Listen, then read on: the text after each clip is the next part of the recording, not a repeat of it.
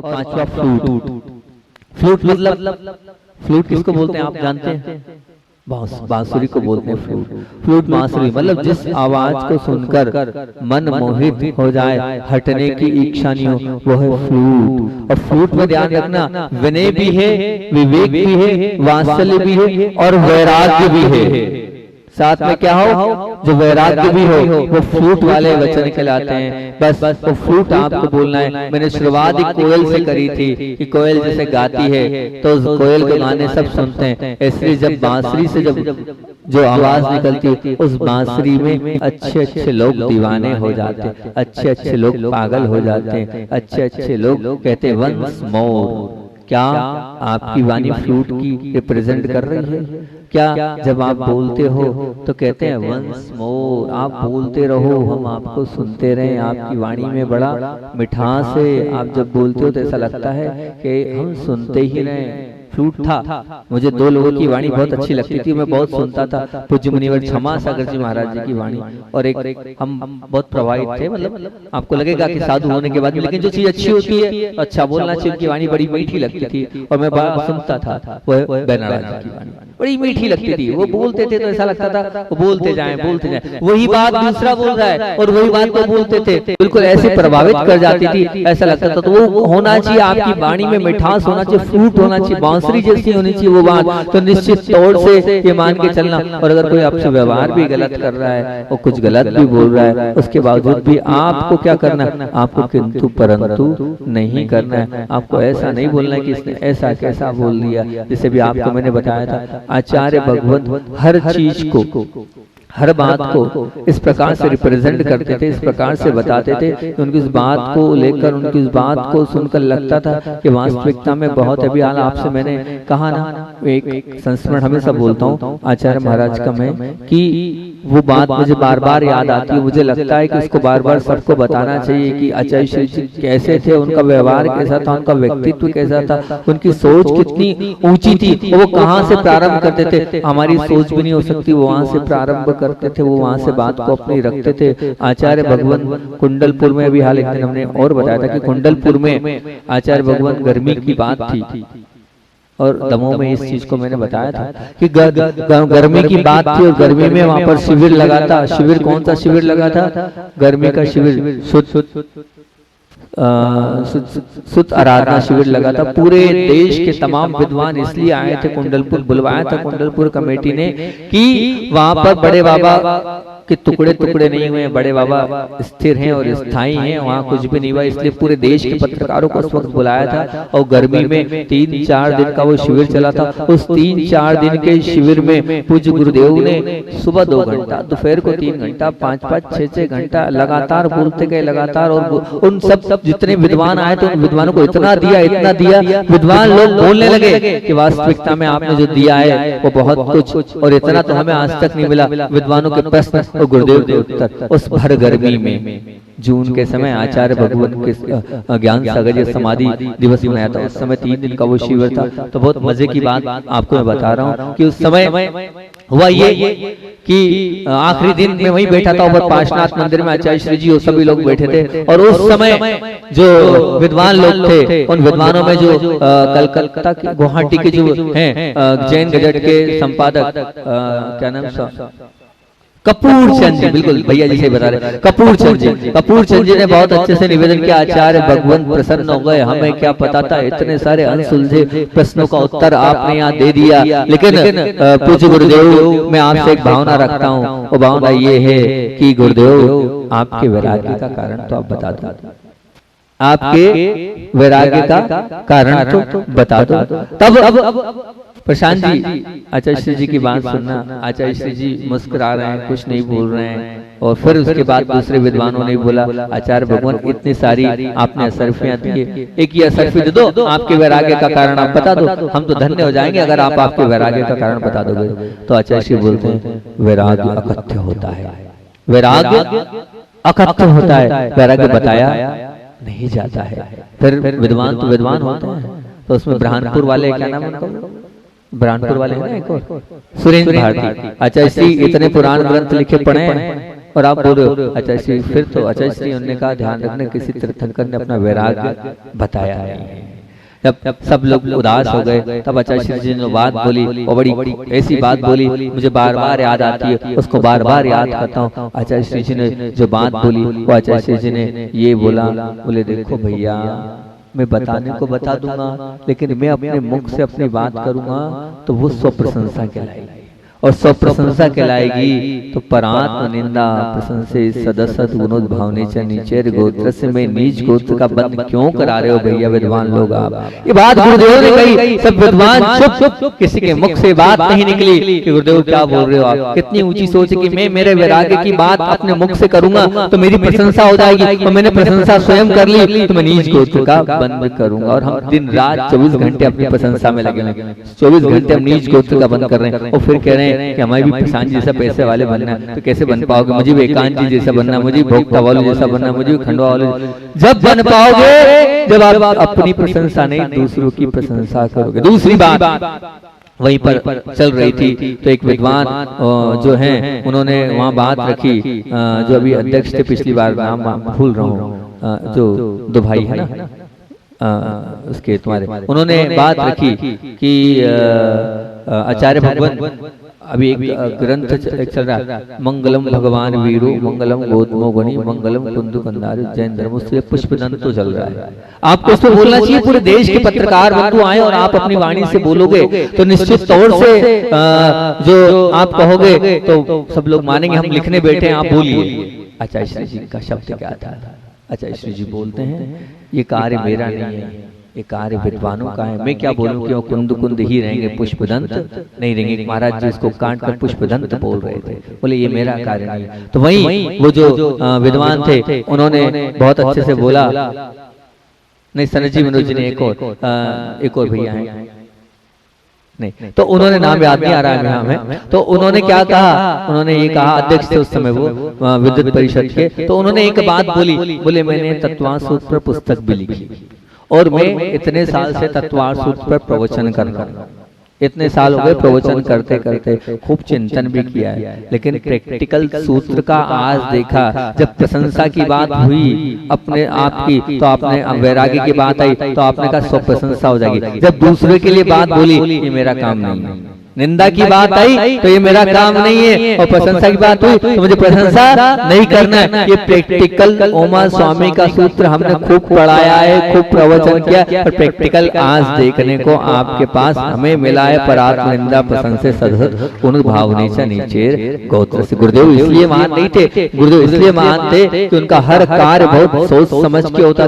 था। उनके एक एक शब्द वो कुछ भी बोलते हैं, दुनिया वो क्या बोल रहे हैं ये नहीं, पर दुनिया तरसती थी उनके दो शब्द सुनने के लिए। कारण यही था कि वो जो है अपने शब्दों में इस प्रकार की बात बोलते थे, उसमें आगम भी होता था, उसमें वात्सल्य भी होता था, उसमें स्नेह भी होता था, उसमें विवेक भी होता था। इसलिए लोग उनको सुनने के लिए तरसते थे, उनको मानते थे, उनको फॉलो करते हैं और करते आएंगे भी। तो अब आपको बस निश्चित ये मान के चलना है, ये 5 बात आप पूज्य बने या प्रिय बने, यहाँ से अपनी बात प्रारंभ हुई थी। आप पूज्य भले ही नहीं बन पाए लेकिन प्रिय बन पाएंगे। प्रिय बनना आपके हाथ में, और प्रिय बनने के लिए आपको क्या करना है? बोलो, फायर वाले शब्द आप रिप्रेजेंट नहीं करेंगे। दूसरा कौन सा? बोलो कौन सा बोला था दूसरा? फोर मतलब स्वनिंदा करोगे, स्वनिंदा करोगे तब दूर हो पाओगे फोर को बात से। और पर की क्या? प्रशंसा करोगे। तो मुझे अपनी निंदा स्वयं की करना है और दूसरों की, तो फोर को से बच पाओगे। और फैन हंसी वाले वाक्य नहीं। और चौथा फ्लावर, फिर करना क्या है? फ्लावर वाले बात। बस आपके वाक्यों के सामने वाला हंस दे, मुस्कुरा दे, वो फ्लावर वाले बात हो गए। और फ्लूट वो वंस मोर कहे और तो निश्चित, और तो और कहूं, अगर छठी बात कहूं तो फिट वचन मतलब यही है कि ऐसे वचन बोलना जब आप जो वचन बोलो वो वचन कार्यकारी हो। आप जो वचन बोलो सामने वाला उसको स्वीकार कर ले। आप जो वचन बोलो वहाँ उसमें किंतु परंतु नहीं हो, वो कहलाता है फिट वचन। आपके वचन आपके बच्चे इसलिए नहीं मानते क्योंकि फिट नहीं होते। जिस प्रकार से बोलना चाहिए आप उस प्रकार से नहीं बोल रहे, उतने नपे तुले शब्दों में नहीं बोलो, उस प्रकार से कहना चाहिए, उस प्रकार की प्रस्तुति आपकी नहीं है, वो फिट होना चाहिए। आप 100 बार सोचो कि मैं ये वाक्य बोल रहा हूँ तो क्या ये वाक्य जो मैं बोल रहा हूँ इस बोलने के मेरे बोलने के माध्यम से क्या सामने वाले पर प्रभाव पड़ेगा? क्या मुझे जो वाक्य मैं मेरे मुख से बोल रहा हूँ मुझे दूसरा बोलेगा तो मैं उस वाक्य के माध्यम से क्या अपने आप को अपने जीवन को अच्छा बना पाऊंगा या अपने जीवन में क्रोध आएगा, मेरे जीवन में मेरे मानसिकता खराब होगी? 100 बार सोचो मेरे वचन मैं बोल रहा हूँ वो वचन सामने वाले को कितना प्रभावित कर पाएंगे। तो खिलाते हैं फिट वचन बोलोगे तभी आप अपने जीवन को फिट रख पाओगे, नहीं तो आपका जीवन जो है नीचे की ओर आता चला जाएगा। हम सबका जीवन उत्कृष्ट बने, हम सबका जीवन महान बने, इसी भावना के साथ बोलिए आचार्य भगवत विद्यासागर जी महामुनि राज की। एक होता है अध्यात्म जगत, एक होता है संसार जगत और एक होता है धर्म जगत। और अध्यात्म जगत की जीत होती है तो कहते हैं अध्यात्म में जीतना है तो पुरुषार्थ में हो जाए, और धर्म जगत में आपको जीतना है तो सत्य में हो जाए। और संसार जगत में अगर आपको जीतना है तो पुण्य में हो जाए। पुण्य होगा तो आपको सब कुछ अपने आप मिलता चला जाएगा। और आज हम सब चाहते हैं कि हमारे पास पुण्य का वो कोश इकट्ठा हो, एकत्रित हो। तो उसी पर आज का प्रवचन प्रारंभ कर रहा हूँ कि 4 माह में ये 4 माह में सिंह वृत्ति की प्रवृत्ति से पुण्य का कोश बढ़ेगा। इस 4 माह में सिंह वृत्ति की प्रवृत्ति से ही पुण्य का कोश बढ़ेगा। इस 4 माह में होश की प्रकृति से ही पुण्य का कोश बढ़ेगा। होश क्या होता है हम आपके बीच में रखेंगे। सिंह कहलाता ही वो है जो राजा होता है, जो महान होता है, जो बड़ा होता है। तो सिंह वृत्ति अगर आप पालेंगे तो निश्चित तौर से आप पुण्य को इकट्ठा कर लोगे। कष्ट जरूर होगा, क्लेश जरूर होगा, पीड़ा जरूर होगी सिंह वृत्ति को पालन करने पर, लेकिन ध्यान रखना जिसने भी सिंह वृत्ति का और उत्कृष्ट आचरण का पालन किया उसने स्वर्ग में जाकर उस कष्ट को थोड़ा सा कष्ट भोगने पर आपको ऐसा फल का अनुभव आज नहीं कल होगा। वर्तमान में आपको दिख नहीं रहा है, लेकिन बाद में उस पुण्य को आप इस प्रकार से भोगोगे कि वो 1-2 साल नहीं सागरों काल तक उस पुण्य का भोग करोगे। पर पालन करना पड़ेगा सिंह वृत्ति। सिंह कभी भी, जैसे मान लीजिए सिंह कभी भी मरे को कभी नहीं खाता, स्वयं मेहनत करता है, शिकार करता है और पेट भरता है, ये उसका गुण है और वो परिश्रम से ही पेट भरता है। परंतु आज का मानव इसके विपरीत है, उसे सिंह के समान कह दो तो वो बड़ा प्रसन्न हो जाता है। अरे वाह आप तो सिंह जैसे हो, तो बिल्कुल आप प्रसन्न हो जाओगे। और मेहनत के मामले में वो कैसा है, सिंह जैसा नहीं है, वो चील जैसा है, वो गिद्ध जैसा है। जिस प्रकार चील और गिद्ध हमेशा मरी हुई लाश को खाती है, उसी प्रकार आज का मानव मेहनत करने को तैयार नहीं है। आज का इंसान अपने अंदर के शौर्य को जगाने को तैयार नहीं है। अगर आप से हम अभी हाल बोलते हैं, अरे गीदड़ हो तुम, क्या बोलते हैं, गीदड़ हो तुम, तो क्या लड़ने लग जाओगे। अभी आपसे हम बोलते शेर हो तुम तो क्या बोलोगे, अरे क्या बात है, महाराज जी ने मुझसे क्या बोला, शेर बोला। शेर बोला तो आपके चेहरे पर प्रसन्नता आ जाएगी शेर बोलते ही। और मैंने गीदड़ बोल दिया, चील बोल दिया, गिद्ध बोल दिया, तो आप क्या करोगे। तो भैया बताओ ना, शेर आपको कहलाना है, शेर आपको बुलवाना है, तो शेर जैसे बनो। तो जब शेर जैसे बनोगे, जब तो मैं यहाँ से कहूंगा कि आप शेर हो, असली शेर बनो, तो अपने जीवन में आलस्य के कारण आप लाशवश मुर्दावश बने हो। तो कैसे हम शेर कहें। शेर जब दहाड़ता है तो आसपास के सब जितने वन्य प्राणी हैं रहने वाले सजग हो जाते हैं, सचेत हो जाते हैं। ये शेर की दहाड़ है, उससे अपने आप आगे पीछे के सब प्राणी। जब हम 52 गजा में थे और 52 गजा में इस स्थिति की सामने इस पहाड़ पर हम, और उस पहाड़ पर बड़े बाबा के सामने पहाड़ पर बड़े बाबा थे, और बड़े बाबा के इस पहाड़ पर वो शेर आता था। हालांकि हमसे कहा गया था कि आप जिस पहाड़ पर वहां भी आता है, मैंने कहा आएगा जब देखेंगे। कोई विकल्प वाली बात नहीं है। तो जब शेर आता था तो हम कैसे समझते थे कि शेर आ गया है। शेर आता था तो जितने बंदर थे वो इतनी जोर जोर से चिल्लाते थे। और बड़े बाबा की जो दीवार हैगी, वो जो 52 गजा के जो भगवान है बड़े बाबा, उनकी चारों तरफ दीवार पे ऐसे चिपके रहते थे और आवाज चालू हो जाती थी। हमने कहा शेर आ गया। और फिर जब उसकी दहाड़ थी तो रोहित नहीं है, वो 2-3 बच्चे आप थे, राजेश भाई तो था। तो उसकी दहाड़ आई और दहाड़ सुनने के बाद सबके सब कांपने लगे कि कैसी वो दहाड़ है, सामने दहाड़ है। तो तुम राजेश थे उस वक्त? वही थे, सामने से आंख से देखा था शेर। तो ये जब शेर की दहाड़ में कहना कुछ और चाह रहा हूँ, जब वो शेर की दहाड़ होती है तो हमने तो सुनी है सामने शेर की दहाड़, तो सामने दहाड़ रहा है, वो इसकी आवाज ऐसी आती है कि पूरा जंगल हिल जाता है। अब मैं आपसे पूछता हूँ, हमने शेर बोला आप प्रसन्न हुए, हमने गीदड़ बोला और आपने हमें बिल्कुल गुस्से से देखने चालू किया। जब शेर दहाड़ता है तो पूरी दुनिया सजग हो जाती है। जब आप बोलते हो आपकी वाणी में क्या लोग सजग हो जाते हैं, सचेत हो जाते हैं, जागरूक हो जाते हैं?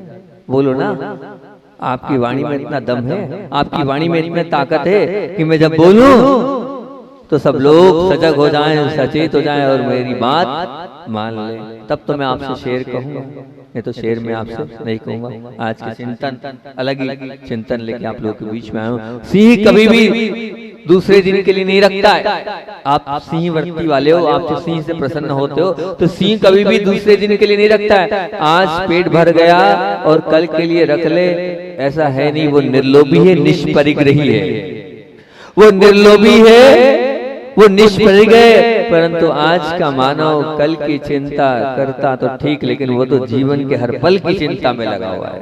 कल की चिंता तो छोड़ो, वो तो जीवन के हर पल की चिंता में आज का मानव लगा है। फिर मैं कैसे शेर कह सकता हूँ? तो अभी धीरे धीरे फिर मैं आपको शेर नहीं बोलूंगा और आपको भी हाँ महाराज गीदड़ कह दूंगा। क्या बोलूंगा? फिर आपको किसी को नाराज नहीं होना है, क्योंकि आप बोल दो हमें कल की चिंता नहीं, तो मैं कहूंगा शेर, क्योंकि शेर कल की चिंता नहीं करता है। वो आज में जीता है, अभी में जीता है, वर्तमान में जीता है, और जो वर्तमान में जीता है वही वर्धमान बनता है। ये निश्चित आप मान के चलिए। पल पल की चिंता में ही वो संसार के दलदल में फंसा हुआ है। हम पल पल की चिंता में लगे, आगे क्या होगा, कैसे होगा, किस प्रकार से होगा, उसकी चिंता से ही हम आज दलदल में फंसे हुए। ध्यान रखना, मुनियों को, साधुओं को सिंह वृत्ति का पालन करने का आदेश आया था। जिस प्रकार सिंह निडर है, इसलिए वो पूरे जंगल का लीडर है। सिंह निडर है इसलिए पूरे जंगल का लीडर है, मतलब लीडर मीन्स राजा, वो राजा है। मुनि भी निडर होकर परिशह और उपसर्गों को सहन करते हैं, इसलिए मोक्ष मार्ग के लीडर बिल्कुल सहन करते हैं, तो निश्चित रूप से वो मोक्ष मार्ग के लीडर हो जाते हैं। और आपको भी लीडर बनना है तो निडर बनना होगा, अंदर के डर को समाप्त करना होगा। आप चाहते हो हम लीडर बने तो अंदर का डर समाप्त करें। डरना है, मैं तो कह रहा हूँ डरो भी, ऐसा नहीं कि नहीं डरना है, बिल्कुल निडर ही निडर नहीं बनाना। मुझे डराना भी आपको, मुझे भयभीत भी कराना है आपको, लेकिन डरना है तो किससे? किए हुए पापों से डरो, नए पापों करने से डरो। मैंने जो पूर्व में पाप किए उनसे डरो, अब आगे पाप नहीं करना है, उनसे डरो। उनसे डरोगे तो निश्चित तौर से आप जीवन में बहुत अच्छा, अपने जीवन को अच्छा बना लोगे। जो पाप कर्म, बहुत ध्यान से सुनना, बहुत क्रीम कोटेशन आज का, जो पाप कर्मों को करने में निडर है वही नरक का लीडर बनता है। क्या बोल रहा हूं? जो पाप कर्मों को करने में निडर है वही नरक का लीडर बनता है। ये निश्चित मान के चलना।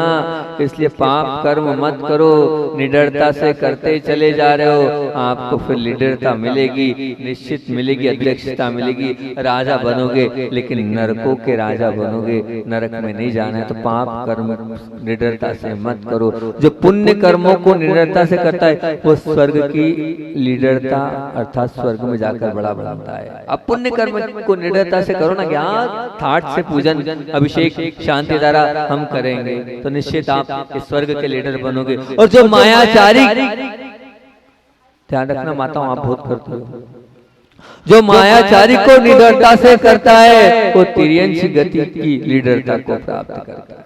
निश्चित ये मान के चलना। मायाचारी कर रहे हो तो आप कहाँ जाओगे?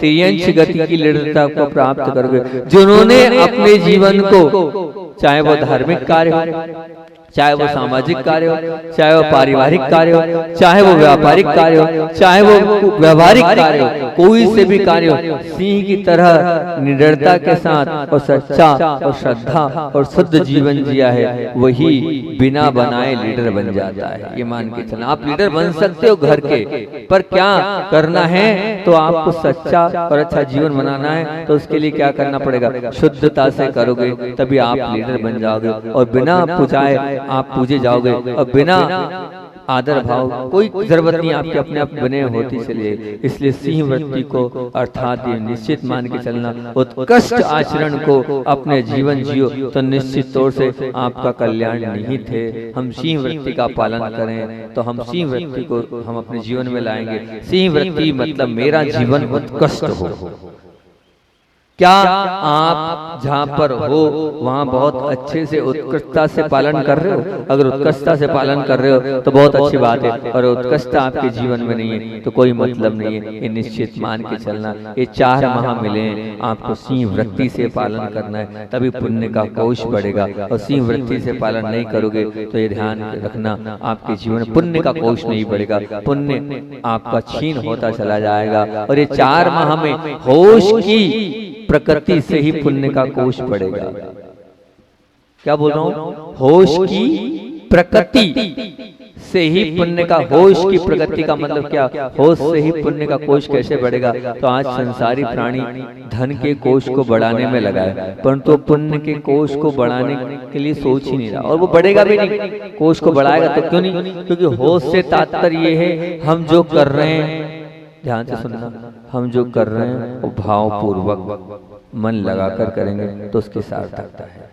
हम जो कर रहे हैं वो भावपूर्वक और मन लगाकर करेंगे तो उसकी सार्थकता है, अन्यथा नहीं है। होश अर्थात आपका उपयोग, हम कार्य उपयोग लगाकर कर रहे हैं कि नहीं? कार्य में सफलता मिलेगी, निश्चित मिलेगी, लेकिन कब? वही जब आप चलो तो होश पूर्वक, बोलो तो होश पूर्वक, खाओ तो होश पूर्वक, जीवन का प्रत्येक क्षण होश पूर्वक होगा तो जीवन सार्थक हो जाएगा। होश का तात्पर्य ये उपयोग पूर्वक करो। अरे आप चल रहे हो तो देखो तो सही, मैं नीचे जमीन देखकर चल रहा हूँ कि नहीं? कहीं ऐसा तो नहीं हो मैं चल तो रहा हूँ और ऊपर देख के चल रहा हूँ? तो कैसे उन जीवों का चातुर्मास चल रहा है। इस चातुर्मास में कितने छोटे छोटे जीव उत्पन्न हो जाते हैं। वो 2 इंद्रिय, वो 3 इंद्रिय, वो चींटी, वो मकोड़े, वो बारीक बारीक छोटे छोटे जीव चल रहे हैं। रात्रि काल में वो लाइट जलती है। कहीं ऐसा तो नहीं है मैं चल तो रहा हूँ और बिना होश से चल रहा हूँ? उस होश मतलब उपयोग के साथ आप चलना। नहीं चलोगे तो पुण्य घटता चला जाएगा। आपने किसी जीव को पैर में दबा के मारा है, ये निश्चित मान के चलना आप भी दब के मरोगे, आप भी एक्सीडेंट से मरोगे। आपकी मृत्यु भी ऐसी तड़पते तड़पते होगी जैसे तड़पते तड़पते आपने उस जीव को मारा है। अगर आप चाहते हो तो इसलिए चलो, पर होश पूर्वक चलो। बोलो तो होश पूर्वक क्या बोल रहे हो, विचार तो करो मैंने क्या बोला है। उस बोलने के माध्यम से सामने वाले का क्या हो रहा है, होश तो रखो बोलने के पहले कि मेरी वाणी में क्या था। तो बोलो तो होश पूर्वक बोलो, खाओ तो होश पूर्वक खाओ। क्या खाया है मैंने, क्या खा रहा हूं मैं? अरे चातुर्मास चल रहा है, इस चातुर्मास में क्या खाना चाहिए और क्या खाना नहीं चाहिए। कम से कम 12 महीने छोड़ दो, इन 4 महीने में तो मैं मर्यादा वाला भोजन करूं, इन 4 महीने में तो धर्मात्मा बन जाऊं, इस 4 महीने में तो अपने पुण्य को बढ़ा लूं। इसलिए खाओ, लेकिन होश पूर्वक उपयोग पूर्वक कि मुझे क्या खाना है और क्या नहीं खाना है। जीवन का प्रत्येक क्षण होश पूर्वक जियो। हर क्षण में विचार करो कि मेरे लिए क्या करने योग्य है और मैं क्या कर सकता हूँ जिससे मेरा जीवन सार्थक हो जाएगा। होश को हमने बेहोश कर रखा है, इसलिए पुण्य का कोश नहीं बढ़ रहा है। होश को हमने क्या कर रखा है, बेहोश कर रखा है, इसलिए हमारे पुण्य का कोश नहीं बढ़ रहा है। पूजन हो रही है पर क्या चढ़ा दिया पता नहीं, कहाँ हमारा होश है कहाँ हमारा उपयोग लगा पता ही नहीं चल रहा है, और पूजन हो गई। जय राम जी की साथ साथ चलते जा रहा है, ध्यान कहीं और है। सामायिक हो गई होश ही नहीं है, हमने नींद में ही सामायिक पूरी कर ली और पता नहीं चला और सामायिक पूरी कहाँ हो गया। स्वाध्याय कर रहे हैं पर बिना होश के, बिना उपयोग के कर रहे हैं, कोई मतलब नहीं। क्या हुआ, प्रवचन में बैठे हैं, ध्यान वहाँ है, ध्यान यहाँ है, ध्यान उधर जा रहा है, इधर देख रहे हैं, उधर देख रहे हैं, नीचे देख रहे हैं, वो बहन हंस रही मेरे को देख के। तो क्या अगर हम होश पूर्वक प्रवचन में नहीं सुन रहे हैं तो क्या मतलब, बैठे सब बैठे, हम भी बैठे, होश हमारा, उपयोग हमारा नहीं है, तो पता नहीं हम कहाँ कितना पाप करेंगे। ये धार्मिक सभा है, यहाँ तो हमें होश पूर्वक सुनना चाहिए कि महाराज जी क्या बोल रहे हैं, और जब होश पूर्वक सुनोगे तभी तो सब कुछ अपने जीवन में एक जोश आएगा, नहीं तो नहीं आने वाला है। मैं बार बार इसी बात को कहता हूँ कि व्यवहारिक जीवन में तो पुण्य अगर आपको चाहिए तो पुण्य के लिए आपको क्या करना पड़ेगा, पुण्य के लिए आपको श्रम नहीं करना पड़ेगा, पुण्य के लिए आपको क्या करना पड़ेगा, पुण्य के लिए आपको शुभ क्रियाओं के साथ जुड़ना। पुण्य और पाप दो बातें जीवन के साथ लगे थे और लगे रहेंगे, ये निश्चित मान के चलना, ये रहेंगे ही रहेंगे, पुण्य और पाप। अरे पुण्य और पाप है, यहाँ जो बाट जिसे आप तोलते हैं उसका मापदंड तो सरकार तय करती है कि कैसा है, पर पुण्य और पाप का मापदंड प्रभु की वाणी करती है, गुरु की वाणी तय करती है कि क्या पुण्य है और क्या पाप है। पुण्य और पाप का असली और सच्चा मापदंड और कहो तो हमारी स्वयं की आत्मा तय करती है, दूसरा कोई तय नहीं कर पाएगा, हमारी आत्मा तय करती है। आत्मा, और वो भी आत्मा जानती है मुझे किस कार्य में पुण्य मिलेगा या किस कार्य में पाप मिलेगा। ये मापदंड, ये तोल, ये तराजू आपकी आत्मा में बैठा हुआ। पाप करते वक्त ध्यान से सुनना, पाप करते वक्त आपके हाथ कांपे तो समझना आप धर्मात्मा हो। पाप करते वक्त अगर आपके हाथ कांपे, मन सकुचे, तो समझना आप धर्मात्मा हो। निश्चित है, मान के चलना, मन से नहीं मजबूरी से पाप करना पड़ रहा है तो भी मैं कहता हूँ आप धर्मात्मा हो। मन से नहीं, लेकिन मजबूरी है, क्या करूं, परिवार चलाना है, सबको देखना है, सब जिम्मेदारियां हैं, उन सबको लेकर चलूंगा, नहीं चलूंगा तो मेरा क्या होगा। तो इसलिए अगर मैं कर भी रहा हूँ, करना भी पड़ रहा है, मेरी मजबूरी है, लेकिन करते करते मन में ये भाव आ जाए मेरी मजबूरी है, इसलिए करना पड़ रहा है क्योंकि मैं घर गृहस्थी को लेकर बैठा हूँ। इतना सा भाव अगर आपके मन में, तो निश्चित मानना आप धर्मात्मा हो। ये निश्चित मानना आप पुण्य की ओर बढ़ रहे हो, निश्चित मानना आप मोक्ष मार्ग की यात्रा के आप सहपाठी बन चुके हो, बन रहे हो। पर आपको मानना तो पड़ेगा कि मैं पाप कर रहा हूँ, पाप करने के बाद पापों पर आपको पछतावा हो रहा है, आप बिल्कुल निश्चित मान के चलना आप धर्मात्मा। कभी किया पछतावा, कभी अंदर से दुख प्रकट किया, कभी खेद खिन्न हुए, क्या हो रहा है, कैसे कर रहा हूँ, मेरी सामायिक बिगड़ रही है, मेरा प्रतिकोण बिगड़ रहा है, मैं सच कह रहा हूँ मेरी आत्मा बड़ी खड़ोड़ रही थी 3 दिन 4 दिन से, 2-3 दिन से ऐसा लग रहा था कि पूरे से लगाऊं, पर मेरे को मुझे ये लग रहा था कि अब क्या करूं, बासा में आया हूँ, नया हूँ, पूरी मेहनत कर रहा हूँ, ना मेरी व्यवस्थित सामायिक हो पा रही थी, ना मेरा व्यवस्थित प्रतिक्रमण हो पा रहा था, आत्मा खदेड़ रही थी। मैंने कहा बस 25 तारीख तक और है, 26 तारीख तक अपने आप को अनुशासित कर लूंगा, क्योंकि जब कुछ अच्छा नहीं होता है, कुछ चर्या में उत्कृष्टता नहीं आती, तो मन में खेद खिन्नता अपने आप हो जाती है, अपने आप मन ऐसा लगता है कि नहीं अच्छा नहीं हुआ। और जब बहुत अच्छी सामायिक हो जाती है, बहुत अच्छा प्रतिकोण हो जाता है, तो मुझे ऐसा लगता है मैंने जीवन में सब कुछ कर लिया, मैंने जीवन में बहुत कुछ प्राप्त कर लिया।